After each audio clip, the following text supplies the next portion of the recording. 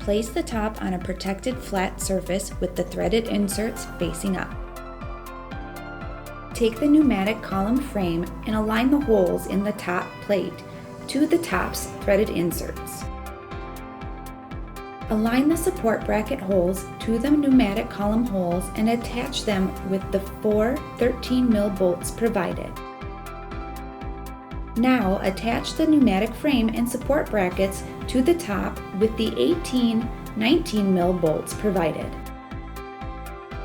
Align the base with the pneumatic column and secure it with the 4 57mm bolts and lock washers. Repeat for the opposite side. Insert the appropriate glide or casters. For Grand Hank glides, insert the stem into the hole of the base and hand tighten.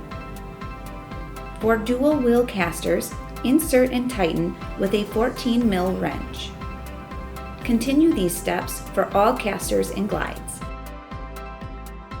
Next, you will remove strapping from the handle and align the handle to the top's pre-drilled holes. Secure the handle in place with the 4 screws provided. Finally, secure the cord with the plastic clips and screws provided.